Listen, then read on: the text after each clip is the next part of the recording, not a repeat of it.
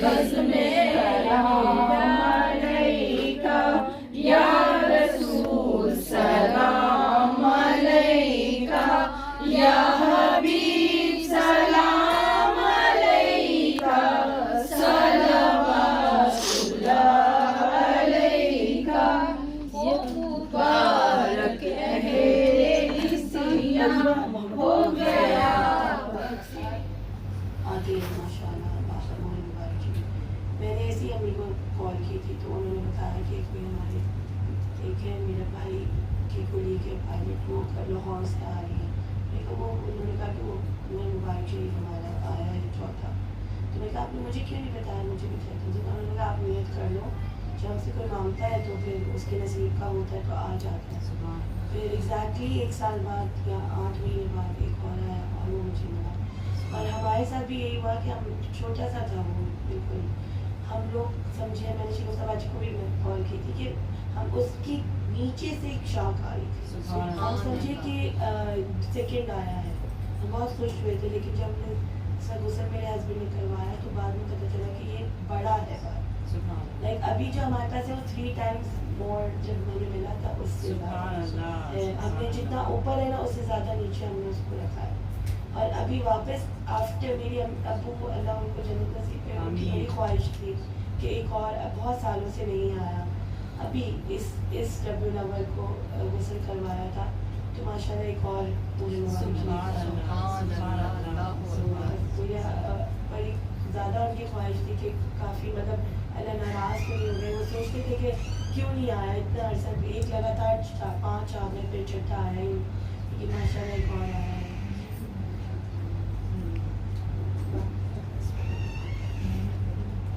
सुभान अल्लाह आयशा बहन जज़ाकल्लाह खैर। देखिए यही शहादत होती है। अब आप आयशा बहन को ट्रस्ट करेंगी तो आप इनकी बात को यकीन करेंगी, है ना, और फिर आप जिसको बताएंगी वो आपको ट्रस्ट करेंगे तो आपकी बात को यकीन करेंगे।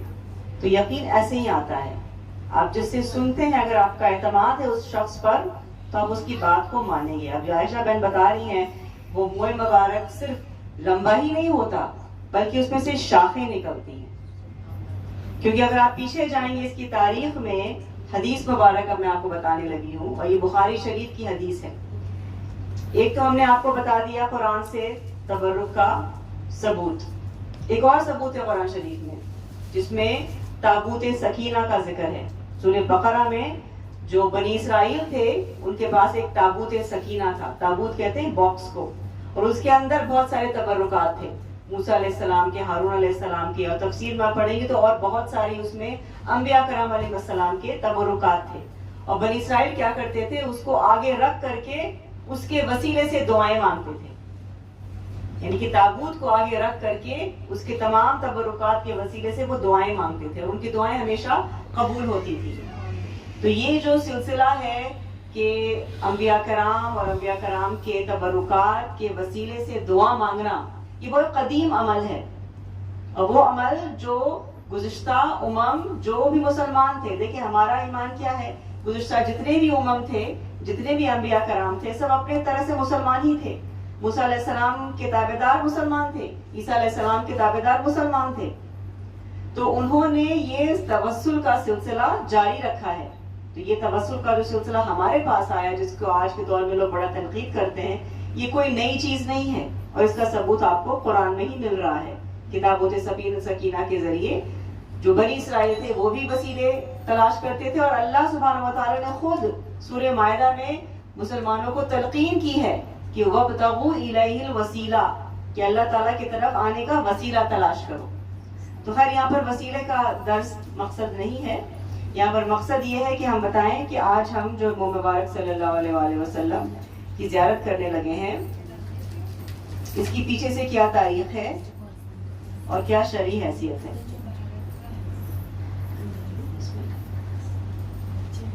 की हदीस है कि आप सल्लल्लाहु अलैहि वसल्लम ने हजरत अबू तलहा रसूलुल्लाह सल्लल्लाहु अलैहि वसल्लम के सहाबी हैं।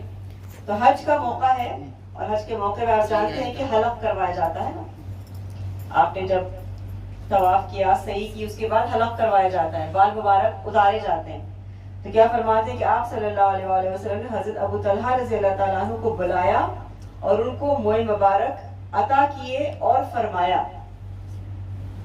اب انہوں نے کیا فرمایا اس کے پہلے میں آپ تمہید تھوڑا سا باندھنا چاہتی ہوں. دیکھیں بال، اب ہم عام انسان ہیں نا، ہمارے لیے بال کیا اہمیت رکھتی ہے؟ یعنی انسان جب بال جھاڑتا ہے تو کیا ہوتا ہے؟ بال جو گرتے کیا کرتے ہیں؟ اس کو ہم پھینک دیتے ہیں نا، اس کو گندگی ہم سمجھتے ہیں. گھر میں اگر ہم صفائی کرتے ہیں سب سے زیادہ خواتین کے بال ہی ملتے ہیں. واش روم کو صاف کرو سب سے زیادہ بال ہی نظر آتے ہیں. تو لیکن ہمارے لیے ایک غلیظ چیز ہے، گندی چیز ہے. اگر جسم سے ٹوٹ گیا، جسم سے نکل گیا تو وہ غلاظت میں شامل ہو گیا. ہاں، سر کا اگر حصہ ہے تو خوبصورتی میں شامل ہو جاتا ہے. تو ایک انسان، ایک عام انسان کے لیے بال پھینک دینے والی چیز ہے. تو جو لوگ نوز باللہ اس طرح کے الفاظ ادا کرتے ہیں نبی پاک صلی اللہ علیہ وآلہ وسلم کے حوالے سے، تو ہم جب ان کے بال مبارک کی بات کر رہے ہیں تو وہ خود کیا عمل کر رہے ہیں. دیکھیں یہ رسول اللہ صلی اللہ علیہ وآلہ وسلم خود کیا کہنے لگے ہیں. ایک تو ہم کہہ سکتے ہیں نا جی، تو سارے ہمارے اعمال ختم ہو جاتے ہیں. قرآن میں اللہ نے فرمایا ہے کہ اگر آپ نے نبی پر بھی شامل ہے، جب حدیث بیان ہو رہی ہو، چاہے وہ ٹی وی پر ہو یا کہیں بیان میں ہو رہا ہو، اس حدیث کے اوپر اگر آپ نے اپنے آواز کو بلند کر دیا، اس کا مطلب یہی ہوا کہ آپ نے نبی پاک صلی اللہ علیہ وآلہ وسلم کی آواز پر اپنی آواز کو بلند کر دیا. اور وہاں پر وہی خدشہ ہوتا ہے کہ ہمارے اعمال اکارت نہ ہو جائیں. تو اللہ تعالیٰ ہمیں حدیث کو سننے اور سنانے کے آداب کو ملحوظ رکھنے کی توفیق عطا فرمائے. تو بات ہو رہی تھی صحیح مسلم شریف کی حدیث کہ حج کا موقع ہے اور نبی پاک صلی اللہ علیہ وآلہ وسلم جو اپنے بال مبارک آپ نے اتروائے، تو ایک تو ہوتا ہے نا کہ بھائی صحابہ کرام بہت زیادہ محبت کرتے تھے رسول اللہ صلی اللہ علیہ وآلہ وسلم سے. تو ہم کہہ سکتے ہیں کہ اچھا انہوں نے محبت میں، عقیدت میں کہا یا رسول اللہ ہمیں دے دیں آپ کا بال، ہمیں بہت محبت ہے آپ سے. ایک تو یہ ایک طریقہ کار یہ ہوتا ہے. لیکن یہاں پر نبی پاک صلی اللہ علیہ وآلہ وسلم نے کیا فرمایا؟ انہوں نے خود فرمایا، نبی پاک صلی اللہ علیہ وآلہ وسلم نے خود فرمایا اقسمہ بین الناس. اپنے بال اتار کر کے آپ نے ابو طلحہ رضی اللہ تعالیٰ عنہ کو عطا کیا اور کیا حکم دیا؟ اقسمہ بین الناس، اس کو تقسیم کرو انسانوں میں. تو رسول اللہ صلی اللہ علیہ وآلہ وسلم نے حکم دیا اپنے صحابی ابو طلحہ رضی اللہ تعالیٰ عنہ کو کہ میرے بال مبارک کو انسانوں میں تقسیم کرو. کیوں؟ تو یہی تو بات ہے نا. تو یہ حضور کا حکم ہے صلی اللہ علیہ وآلہ وسلم. یہ کوئی ایسی چیز نہیں کہ صحابہ لوگ کہتے ہیں کہ آپ نے بڑا غلو کر دیا، آپ نے بڑا ایگزیجریٹ کر دیا، آپ تو بس حد سے باہر آگے بڑھ گئی. تو جب حضور صلی اللہ علیہ وآلہ وسلم خود، صحیح مسلم کی حدیث ہے، خود فرما رہے ہیں کہ یہ میرے بال مبارک ہیں، تم اس کو عوام میں، انسانوں میں تقسیم کرو. اس کا کیا مطلب ہے؟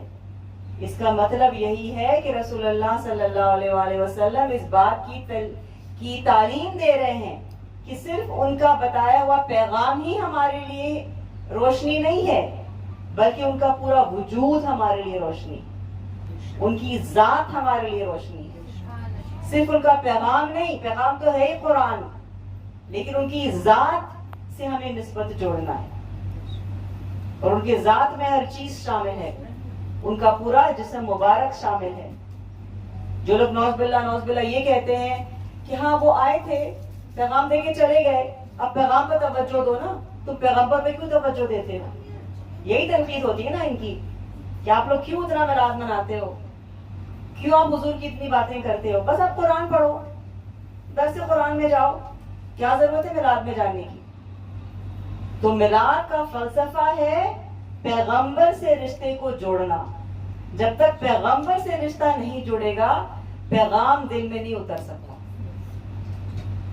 تو یہاں پر موئے مبارک کی زیارت کے ذریعے، موئے مبارک صلی اللہ علیہ وآلہ وسلم کی زیارت کے ذریعے یہ پیغام ہمیں ملتا ہے کہ ہمیں اپنے بچوں کو اور اپنے آپ کو نبی پاک صلی اللہ علیہ وآلہ وسلم کی ذات سے ذاتی رشتہ اختیار کرنا ہے. وہ رشتہ جو والدین کے رشتے سے کہیں زیادہ بڑھ کر ہو، جتنی محبت ہم اپنے والدین سے کرتے ہیں اس سے کہیں زیادہ محبت ہمیں رسول اللہ صلی اللہ علیہ وآلہ وسلم سے کرنی ہے. جتنی محبت اپنے ہم اولاد سے کرتے ہیں اس سے کہیں زیادہ محبت ہمیں رسول اللہ صلی اللہ علیہ وآلہ وسلم سے کرنی ہے. تو یہ کیسے حاصل ہوگا؟ ہر میلاد کے محفل میں یہی بات آتی ہے کہ یہ ہمارا یہ جو محبت کا جو درجہ ہے یہ کیسے حاصل ہو سکتا ہے. تو اس کے حصول کے لیے، اس محبت کے درجے کے حصول کے لیے یہ محافل سجتی ہے. تو رسول اللہ صلی اللہ علیہ وآلہ وسلم کا وصال تو ظاہری ہو گیا، لیکن ان کی محبت دیکھیں، ان کی شفقت دیکھیں، نہ صرف امت کے لیے بلکہ انسانیت کے لیے. ان کو پتا تھا نا کہ میں تو چلا جاؤں گا، میں تو ظاہری پردہ فرما دوں گا، لیکن میرے آنے والی جو امت وہ مجھے کیسے دیکھے گی، جو آنے والی انسانیت وہ مجھے کیسے دیکھے گی. تو آپ نے ہمارے لیے انتظام فرمایا. ہم تڑپتے ہیں نا کہ حضور صلی اللہ علیہ وآلہ وسلم کی زیارت ہو جائے خواب میں. تو یہ وہ عظیم تحفہ ہے ہمارے لیے کہ ہم اپنی جیتی جاگتی آنکھوں سے رسول اللہ صلی اللہ علیہ وآلہ وسلم کے جسم کے ایک حصے کو دیکھنے جا رہے ہیں. یہ کوئی عام بات نہیں ہے. آپ نے اپنے بال مبارک کو اسی لیے تقسیم کیا ہمیں یاد کر کے کہ ہم بھی تڑپیں گے، ہمیں بھی ایک تشنگی ہوگی، ایک احساس ہوگا، ایک تڑپ ہوگا کہ وہ میرے نبی ہیں صلی اللہ علیہ وسلم. ہم ان کو کیسے دیکھیں؟ قبر میں تو انشاءاللہ دیکھیں گے، آخرت میں بھی انشاءاللہ دیکھیں گے، لیکن یہ طویل زندگی جو بڑی کٹھن زندگی ہے، بڑی مشکلات سے بھرپور زندگی ہے، اس میں ہمیں سہارا کہاں سے ملے گا؟ رسول اللہ صلی اللہ علیہ وآلہ وسلم نے ہمارے لیے انتظام فرمایا اپنے جسم کا یہ حصہ تقسیم کر کے. اور پھر جیسے ابھی بات ہو رہی تھی کہ ہم کیسے جان لیں کہ یہ بال مبارک واقعی حقیقی طور پر بال مبارک ہے. تو جیسے ہماری عائشہ بہن نے اپنا چشم دید گواہ ہو کر بتلایا، شاہد ہو کر بتلایا کہ ان کے پاس جو بال مبارک آیا تھا بطور تحفہ اس میں سے شاخیں بھی نکلی ہیں اور وہ بال مبارک طویل بھی ہوا ہے، لمبا بھی ہوا ہے. کسی بھی چیز کے حیات ہونے کی یہی نشانی ہوتی ہے نا کہ وہ چیز بڑھتی ہے، وہ گرو کرتی ہے. سائنس بھی ہمیں یہی کہتا ہے، یہاں پہ سائنس ہماری تائید کر رہا ہے، یعنی اس میں ہم سائنس سے اگری کریں گے. جو بھی چیز زندہ ہے، جو حیات ہے، وہ گرو کرے گی. شاخ ہوتا ہے سپلٹ، ٹھیک ہے، آپ کی شاید شاخ اگر نہیں ہوئی ہو لیکن آپ کے پاس جو آیا وہ شاخ ہی نکلے تھے نا. ہاں جی، اور آیا جیسے ہاں، یعنی کہ جس کے ہم لوگ جس کو انگلش میں کہتے ہیں split ends, which is not a good thing. Split ends جو ہو جاتے ہیں نا، ان میں بال سپلٹ کر جاتا ہے. تو یہ بال، یہ اللہ تعالیٰ نے بال کی خصلت بنائی کہ بال سپلٹ کر جاتا ہے. ہمارے لیے اچھی چیز نہیں ہے، ہمارے بال کی صحت کے لیے سپلٹ اینڈز اچھی چیز نہیں ہوتی. ہاں، جو لیکن نبی پاک صلی اللہ علیہ وآلہ وسلم کا جو بال مبارک ہے، موئے مبارک ہے، وہ جب سپلٹ کرتا ہے تو وہ پھر اور گروتھ کی طرف جاتا ہے، پھر اس کو کاٹ کر کے آگے تقسیم کیا جاتا ہے. تو رسول اللہ صلی اللہ علیہ وآلہ وسلم نے اس وقت سیدنا ابو طلحہ رضی اللہ تعالیٰ عنہ کو کچھ ہی بال تقسیم کیے تھے، کچھ چند بال تقسیم کیے تھے. اور آج پوری دنیا میں جگہ جگہ ایسے مبارک گھرانے ہیں جہاں پر رسول اللہ صلی اللہ علیہ وآلہ وسلم کے موئے مبارک موجود ہیں. وعلیکم السلام. جہاں پر موئے مبارک موجود ہوتا ہے وہ پورے سمجھے کہ معاشرے کے لیے، اس پورے محلے کے لیے تبرک ہے، اس پورے محلے کے لیے وہ سعادت ہے. اس لیے ہم ہماری عائشہ بہن کا جتنا شکر ادا کریں کہ ان کو اللہ نے ہمارے لیے وسیلہ بنایا، کہ آپ کے گھرانے کو اللہ تعالیٰ نے وسیلہ بنایا اور ہمیں آپ نے مدعو کیا اس مبارک زیارت کے لیے. تو اب ہم تھوڑا سا یہ دیکھیں گے کہ سیدنا ابو طلحہ رضی اللہ تعالیٰ عنہ کو تو رسول اللہ صلی اللہ علیہ وآلہ وسلم نے موئے مبارک تقسیم فرمایا.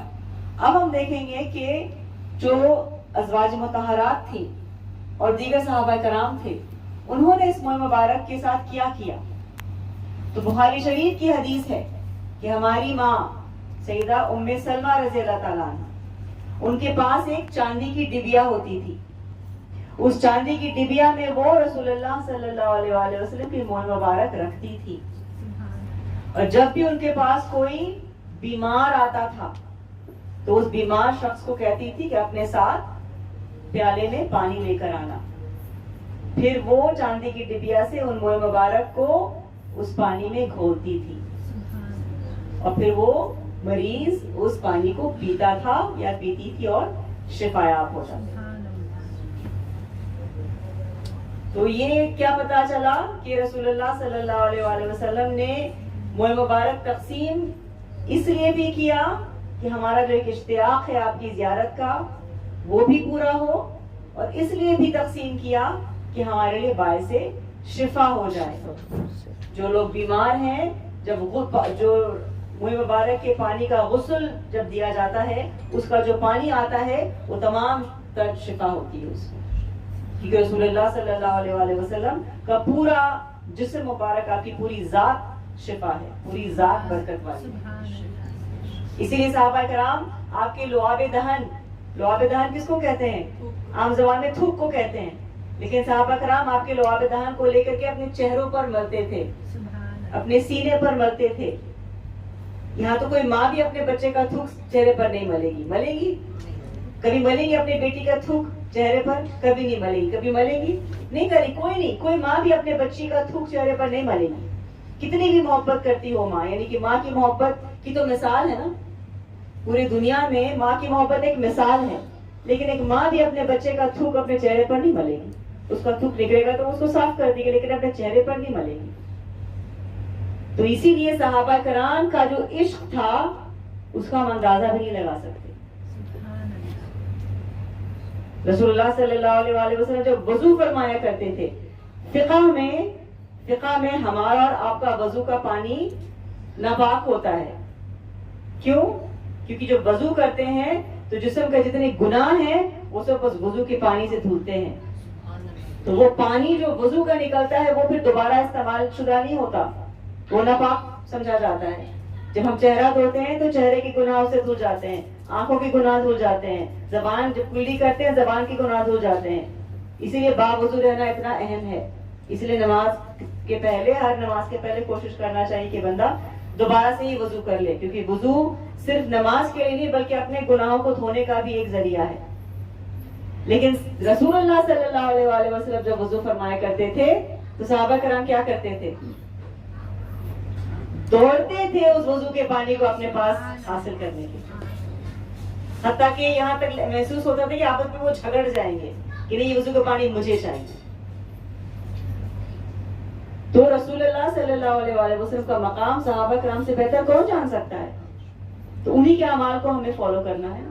لیکن ہم اس لیول تک تو پہنچ ہی نہیں سکتے, ان کا جو عشق کا درجہ تھا ہم تو وہاں تک پہنچ ہی نہیں سکتے, لیکن ہم اس سے انسپریشن ضرور حاصل کر سکتے ہیں کہ رسول اللہ صلی اللہ علیہ وآلہ وسلم کے ساتھ والہانہ عشق کا مطلب کیا ہے. تو یہ جو موئے مبارک انشاءاللہ تعالی ہم گنہگار آنکھوں سے دیکھیں گے تو سب یہ دعا کریں گے کہ اللہ اس زیارت کے صدقے تو ہمارے گناہوں کو معاف کر دے, ہماری گنہگار آنکھوں کو تو پاکیزہ کر دے, ہمارے گنہگار دل کو تو پاکیزہ کر دے, ہمارے تمام گناہوں کی جو عادت ہے وہ ہم سے چھڑا دے, ہمیں گناہوں سے کراہیت محسوس ہو. جب گناہ کوئی سامنے آئے تو ہمیں سے ایسی کراہیت محسوس ہو جیسے ہم غلیظ چیزوں سے ہمیں کراہیت ہوتی ہے, ہمیں ایسا بنا دے, اور نیکیوں سے ہمیں ایسی رغبت پیدا کر دے جیسا ہم خوبصورت چیزوں کی طرف راغب ہوتے ہیں. تو ہمارا مقصد رسول اللہ صلی اللہ علیہ وآلہ وسلم کے موئے مبارک کی زیارت کے ذریعے یہی ہے کہ ان کی عظمت ہمارے دلوں میں اور بڑھے, ان کی محبت یہ سوچ کر کہ دیکھو ہمارا خیال کیا انہوں نے 1400 سال پہلے وہ ہمارے اور آپ کے بارے میں سوچ رہے تھے کہ دیکھو میں تو چلا جاؤں گا, پردہ فرما جاؤں گا, برزخ میں چلا جاؤں گا, لیکن میرے آنے والی امت کا کیا ہوگا, وہ مجھے کیسے دیکھیں گے. تو اپنا بال مبارک تقسیم کیا تاکہ ہم ان کو دیکھ سکیں. اسی طرح سے حضرت خالد بن ولید رضی اللہ تعالیٰ عنہ کا بڑا مشہور واقعہ ہے. حضرت خالد بن ولید رضی اللہ تعالیٰ عنہ باقاعدہ رسول اللہ صلی اللہ علیہ وآلہ وسلم, آپ بیان کرنا چاہیں گے لیکن آپ کوشش کریں. حضرت خالد بن ولید رضی اللہ تعالیٰ عنہ جو کہ ہمیشہ فاتح ہوتے تھے اور تمام غزوات میں بہت بہادری سے فتح یاب ہو کر واپس آتے تھے. تو ان کے بارے میں منقول ہے کہ وہ اپنی ٹوپی میں پیارے نبی صلی اللہ علیہ وسلم کا منہ مبارک کرتے تھے. ایک دفعہ کا ذکر ہے کہ شاید وہ لے جانا بھول گئے تھے, تو ان کی شاید زوجہ لے کے گئی تھی, اور وہ مجھے تھوڑا ایگزیکٹلی یاد نہیں ہے, لیکن ان کو اتنا پتا تھا کہ وہ اس دفعہ لے جانا بھول گئے ہیں, تو وہ پھر ان کے پیچھے گئی تھی دوڑ کے کہ میں ان کو یہ منہ مبارک دے دوں تاکہ اس کی برکات سے فیوز ان کو مل سکیں. اور وہ فتح کا جو پیچھے واقعہ تھا وہ یہی تھا کہ ان کو یہ فتح کا بھی تھا اور سر کے درد کا بھی تھا شاید, کہ مجھے تھوڑا تو مجھے اتنا ہی پتا ہے, اس سے زیادہ مجھے نہیں. چلے ماشاء اللہ, جزاک اللہ خیر. مفہوم یہی ہے کہ سیدنا خالد بن ولید رضی اللہ تعالیٰ عنہ, جیسے ہماری بہن نے فرمایا, ہر جنگ میں فاتح ہوتے تھے, جیت جاتے تھے ہر جنگ کو, لیکن ایک جنگ تھا جس میں وہ جو ٹوپی مبارک تھی وہ کہیں پر گم ہو گئی.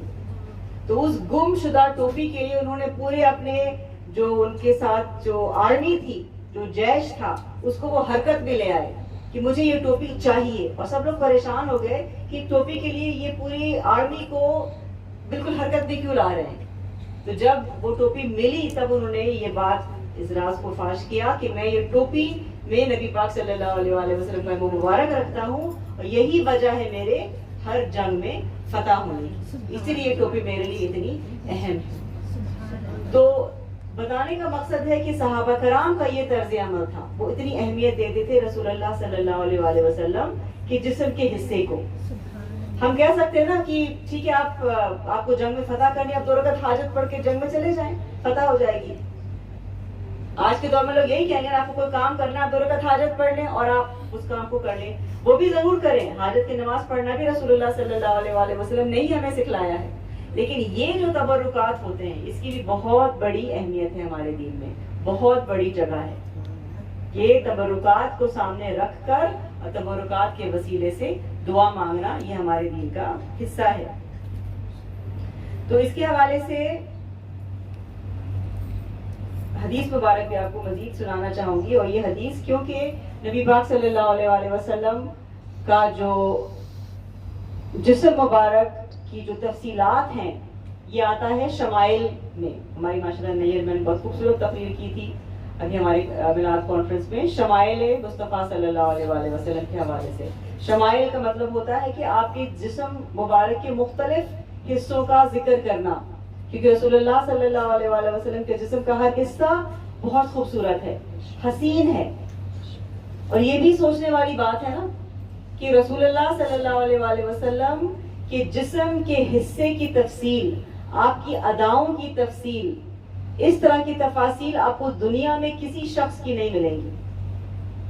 دنیا میں ایسا کوئی شخص نہیں ہے, جتنا بڑا ہی آپ کوئی کنگ لے لیں, کوئی بڑا انسان لے لیں, کسی اور ملک کا, کسی اور تاریخ کا, کوئی ایسا شخص آپ کو نہیں ملے گا جس کے جسم کے حصوں کی آپ کو تفاصیل مل جائیں گی کہ ان کے ابر مبارک کیسے تھے, ان کی آنکھ مبارک کیسی تھی, ان کی ناک مبارک کیسی تھی, ان کا دہن مبارک کیسا تھا, ان کے رخسار مبارک کیسے تھے, ان کی ایڑی مبارک کیسی تھی, ان کا بدن مبارک کیسا تھا, ان کے بال مبارک کیسے تھے, ان کے ہاتھ مبارک کیسے تھے, ان کے ناخون مبارک کیسے تھے. یہ تفصیل آپ کو کسی بھی شخص کے بارے میں نہیں ملے گی. تو اس سے آپ کو کیا, یہ جو تفصیل ہمارے پاس آئی ہیں, کیوں آئی ہیں؟ نور تو تھا, لیکن یہ تفصیل ہمارے پاس پہنچی کیسے؟ صحابہ کرام نے یہ تفاصیل نوٹس کی اور انہوں نے اس بات کو ضروری سمجھا کہ یہ بات آگے پہنچائی جائے. کیوں؟ اللہ کے نبی, اور اللہ کے نبی اتنے خوبصورت کہ ان کی ذات سے ہمیں محبت ہو جائے. اب یہی بات ہو رہی تھی نا, پیغام سے محبت الگ چیز ہے, پیغمبر سے محبت الگ چیز ہے. کیونکہ ہم ہر خوبصورت چیز سے محبت کرتے ہیں نا, یہ ہماری فطرت ہے, انسان کی فطرت ہے نا. ہمیں کوئی خوبصورت چیز نظر آئے, کوئی خوبصورت شخص نظر آئے تو ہمارا دل مائل ہو جاتا ہے, فطری سی بات ہے نا. تو رسول اللہ صلی اللہ علیہ وآلہ وسلم کی جسم کا ہر حصہ اتنا خوبصورت ہے, اور اس کو صحابہ کرام نے مروی کیا, اس کو نوٹ کیا, اس کو آگے بڑھایا تاکہ ہم تک یہ بات پہنچے. اور ہم جب رسول اللہ صلی اللہ علیہ وآلہ وسلم تو محبت بڑھے گی نا.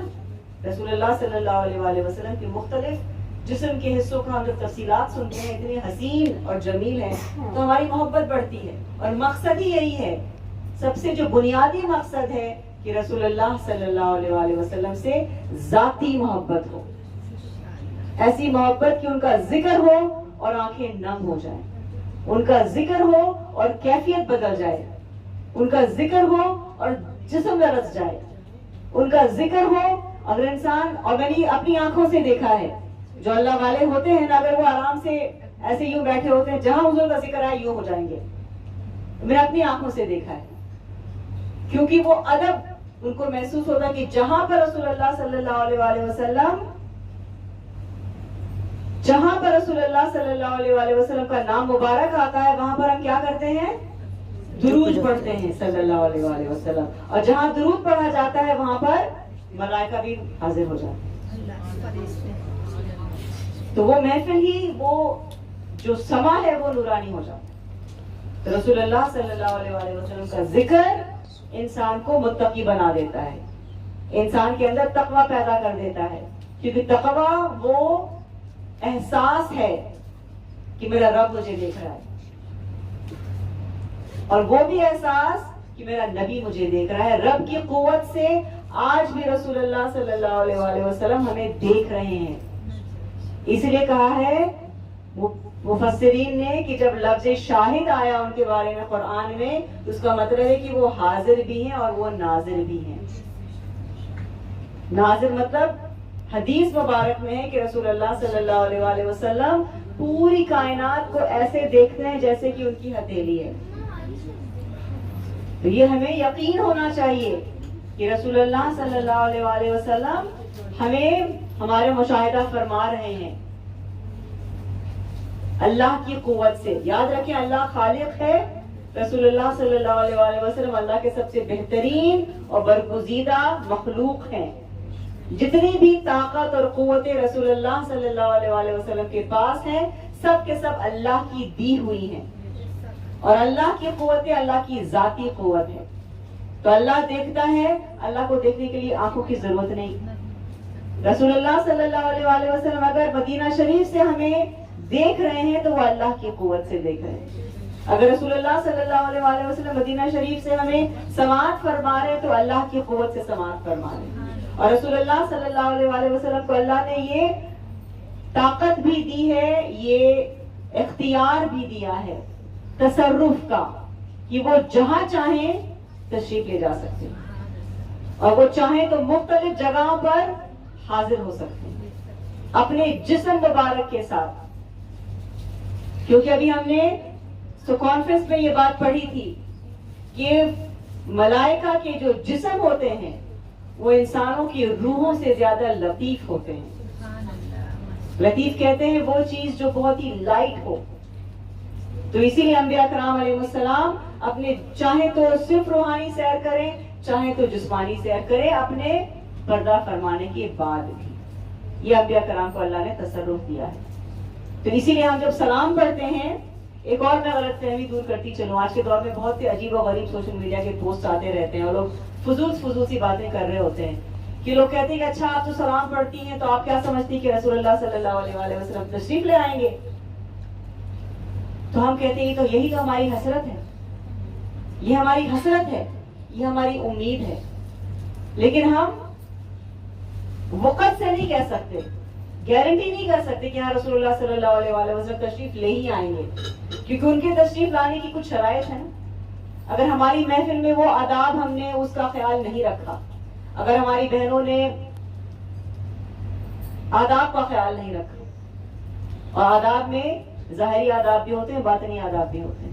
ظاہری آداب میں جیسے میں نے عرض کیا سطر بالکل ڈھکا ہونا چاہیے, اور باطنی آداب میں قلب بالکل دنیا سے خالی ہونا چاہیے, اور قلب میں ایک تڑپ ہونی چاہیے, ایک تشنگی ہونی چاہیے, ایک چاہت ہونی چاہیے. تو جب وہ تڑپ میرے رسول صلی اللہ علیہ وآلہ وسلم محسوس کرتے ہیں اپنے امتی کا تو وہ یقیناً پھر حاضر ہوتے ہیں. تو رسول اللہ صلی اللہ علیہ وآلہ وسلم تشریف لے آئیں, یہ ہماری سعادت ہے اور ان کا اختیار ہے. وہ جہاں چاہیں جب چاہیں جیسے چاہیں تشریف لے جاتے ہیں. تو موئے مبارک صلی اللہ علیہ وآلہ وسلم کی محفلیں بہت خاص ہوتی ہیں کیونکہ یہاں پر کیونکہ رسول اللہ صلی اللہ علیہ وآلہ وسلم کا جسم کا ایک حصہ موجود ہے تو خود فرشتوں کا نزول ہوتا رہتا ہے, خود فرشتے درود پڑھ رہے ہوتے ہیں. ابھی انشاءاللہ جب یہ ہم زیارت کریں گے تو ہم درود پڑھے نہ پڑھے فرشتوں کا نزول شروع ہو جاتا ہے اور فرشتے درود پڑھ رہے ہوتے ہیں. تو پھر ایسی محافل میں بہت زیادہ امکانات بڑھ جاتے ہیں. لیکن شرط یہی ہے کہ ہم تمام آداب کا خیال رکھیں. جہاں یاد رکھیں جہاں دنیا داری کی طرف ہمارا ذہن پلٹا نا محفل میں روحانیت ختم ہو جاتی ہے. جہاں دنیا داری کے الفاظ نکلے, دنیا داری کی طرف ذہن پلٹا, محفل کی روحانیت پہ کمی آ جاتی ہے اور ختم بھی ہو جاتا ہے. اس لیے یکسوئی کے ساتھ ہر انسان ہر بہن کا دل صرف اور صرف اللہ رسول کی طرف متوجہ ہو. اور باقاعدہ بزرگوں نے فرمایا ہے کہ ہم جب رسول اللہ صلی اللہ علیہ وآلہ وسلم کا تصور کریں تو اپنے وجود کو ان کی طرف متوجہ کریں.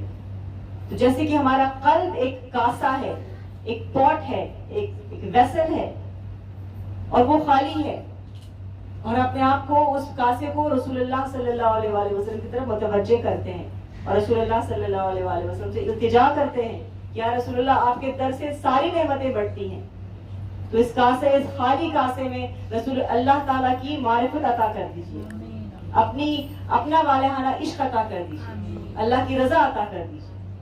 تو یہ ایک مومن کا طرز عمل اور ہمارا ایک رشتہ اور ہمارا ایک انداز ہونا چاہیے رسول اللہ صلی اللہ علیہ وآلہ وسلم سے مخاطب ہونے کا.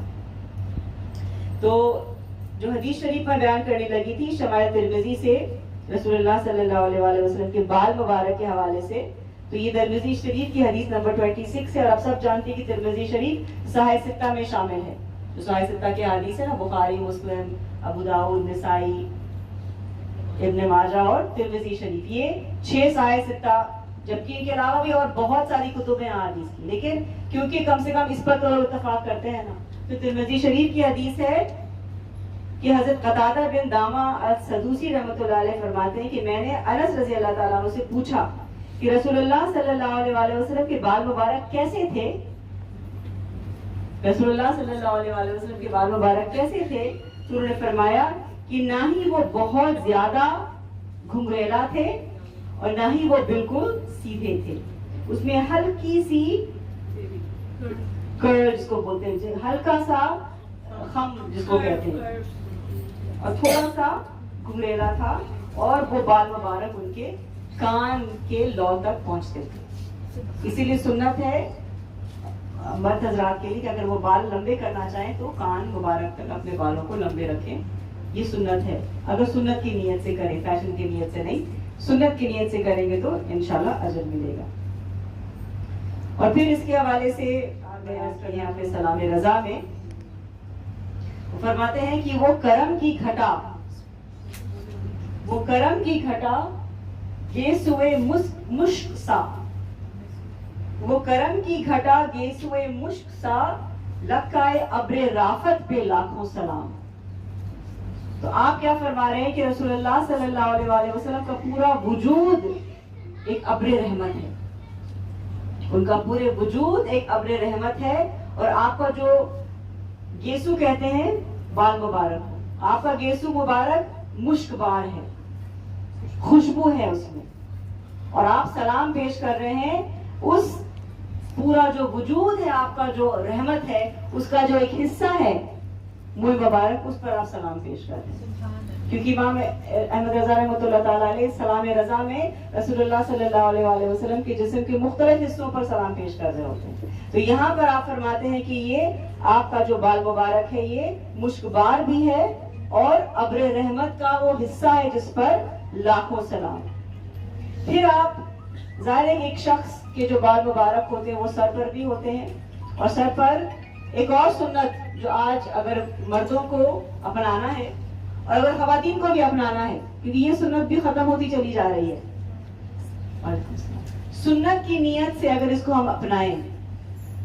آپ نے دیکھا ہوگا ہماری پرانے زمانے کی خواتین جب ہم بال بناتے تھے تو کیا کرتے تھے, بیچ میں سے مانگ نکالتے تھے, یہ پرانے زمانے میں بہت کامن سا طریقہ تھا بال بنانے کا، بیچ سے مانگ اور 2 چوٹیاں جو خواتین ہوتی تھی، اور مرد حضرات بھی بیچ سے مانگ.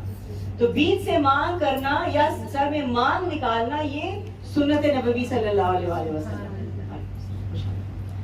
اور آج کے دور میں اس کو لوگ بڑا سمجھتے ہیں کہ یہ پرانی چیزیں ہیں، وہ فیشن میں یوں اور یوں کر رہے ہوتے ہیں اپنے بالوں کو، مانگ کا تو کوئی نظر نہیں آتا. اب تو مانگ کا سلسلہ ہی ختم ہو گیا ہے. تو اگر آپ سنت کو روایت کرنا چاہتے تھے، ایک اور خوبصورت سنت روایت کریں اپنی زندگی میں، وہ ہے بال میں مانگ نکالنا، کیونکہ یہ رسول اللہ صلی اللہ علیہ وآلہ وسلم کی سنت مبارک ہے. تو میں عرض کر رہی تھی کہ تمام سنتوں میں ایک اور سنت ہے جس کو ہم حیاتی دے سکتے ہیں، وہ ہے بال میں مانگ نکالنا، کیونکہ رسول اللہ صلی اللہ علیہ وآلہ وسلم فرمایا کرتے تھے. تو اس کے حوالے سے اعلیٰ حضرت کیا فرماتے ہیں، کیونکہ آپ صلی اللہ علیہ وآلہ وسلم کے بال مبارک انتہائی سیاہ تھے، انتہائی سیاہ، اور آپ کے جب آپ کی عمر دراز بھی ہوئی پھر بھی بہت کم بال مبارک آپ کے سفید ہوئے، جیسے کہ ہماری بہن نے بھی اس دن بتایا تھا.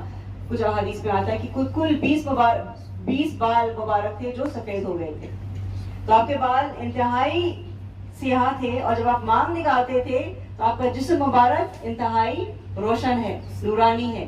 تو آپ کیا فرماتے ہیں، کس طرح سے اس کی تشبیہ فرماتے ہیں کہ لیلۃ القدر میں مطلع الفجر حق. اب لیلۃ القدر کی جو رات ہے اس میں مطلع الفجر، فجر کہتے ہیں، اور جب فجر ہوتی ہے نا تو فجر کی 2 قسمیں ہوتی ہیں، ایک کہلاتی ہے فجر کاذب، ایک کہلاتی ہے فجر صادق. جو فجر کاذب ہوتی ہے وہ ورٹیکل ہوتی ہے اور وہ ایکچولی فجر نہیں ہوتی. جو فجر صادق ہے وہ ہاریزونٹل ہوتی ہے، جس کو بولتے ہیں پاؤں پھٹنا. تو ایک کالی رات ہو اور اس میں اب فجر میں ہلکی سی روشنی شروع ہو رہی ہے، تو ایک سیاہ رات ہے اور اس میں ہلکی سی روشنی.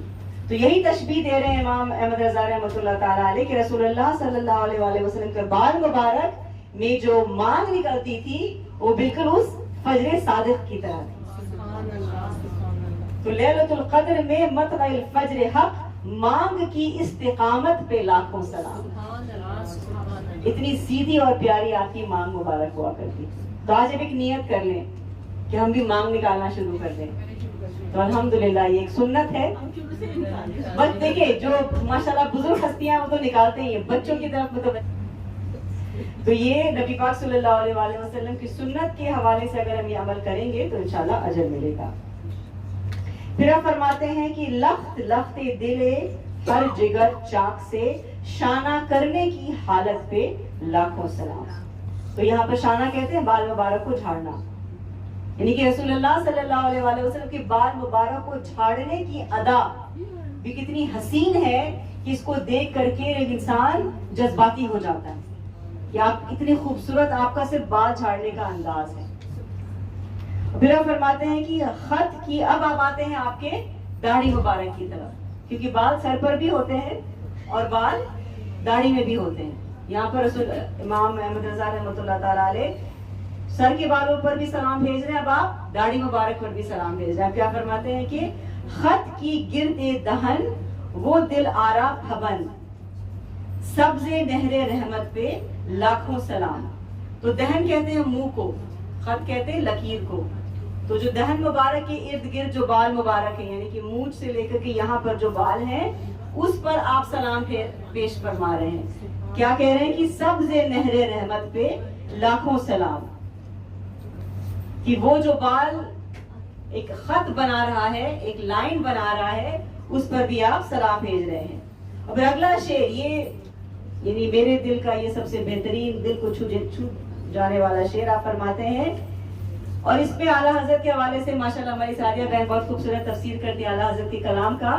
تو اعلیٰ حضرت کے کلام کو ہم جب سنتے ہیں تو ایسا محسوس ہوتا ہے کہ ان الفاظ آ کر کے آپ کے بارگاہ میں حاضری دے رہے ہیں، یعنی ان کو الفاظ چننے کی ضرورت نہیں ہوتی، الفاظ خود آتے ہیں کہ آؤ مجھے استعمال کر لو. کیا فرماتے ہیں کہ ریش خوش معتدل، ریش خوش معتدل مرہم ریش دل. ریش کہتے ہیں داڑھی کو، ریش کہتے ہیں داڑھی کو، ریش کہتے ہیں تکلیف کو. تو کیا فرماتے ہیں کہ ریش خوش معتدل، یعنی کہ خوش خوبصورت داڑھی معتدل. اب دیکھیں یہاں پر بہت ایک اہم بات ہے.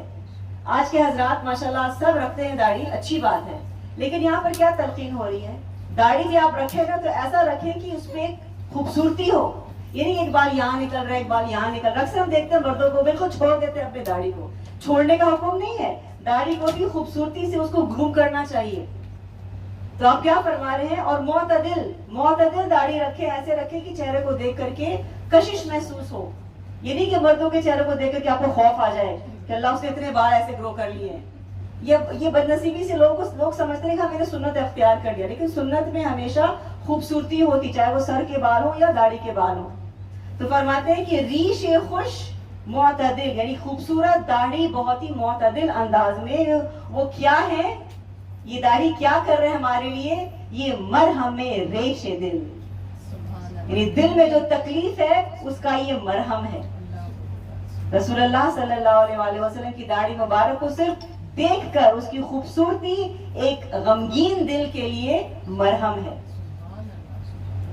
پھر آپ فرماتے ہیں کہ حالائے ماہ ندرت پہ لاکھوں سلام.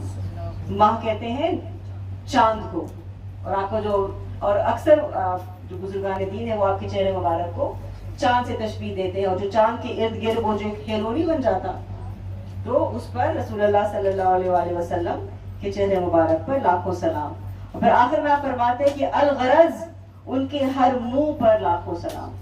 منہ کہتے ہیں گیسو کو، بال کو، ان کے ہر بال مبارک پہ لاکھوں سلام، ان کی ہر خو کی خصلت پہ لاکھوں سلام. یعنی کہ ان کی ہر خصلت پہ، ان کے ہر انداز پہ، ان کے ہر اخلاق پر لاکھوں سلام. تو اللہ تعالیٰ اعلیٰ حضرت کی درجات بلند فرمائے، جنہوں نے ہمیں رسول اللہ صلی اللہ علیہ وسلم سے عشق کی ایک انداز سکھلایا. اور انشاءاللہ تعالیٰ ہم جب زیارت کریں گے تو اللہ تعالیٰ ہمیں اس کا بادب حق ادا کرنے کی توفیق عطا فرمائے. اور زیارت کے آداب میں یہی ہے کہ باوضو ہونا ضروری ہے. اگر کوئی خواتین حیض سے ہیں تو آپ سامنے نہیں آئیں، آپ پیچھے سے سلام پیش کر لیں. صرف وہی خواتین سامنے آ سکتی ہیں جو باوضو ہوں، اور بالکل سطر کا خیال کر کے سامنے آئیں. اور جب منہ مبارک کی طرف ہم متوجہ ہوں تو محسوس کریں کہ رسول اللہ صلی اللہ علیہ وسلم ہمارے سامنے جلوہ افروز ہے، کیونکہ یہ آپ کے جسم کا حصہ ہے، آپ کے جسم کا ایک ٹکڑا ہے جو آپ نے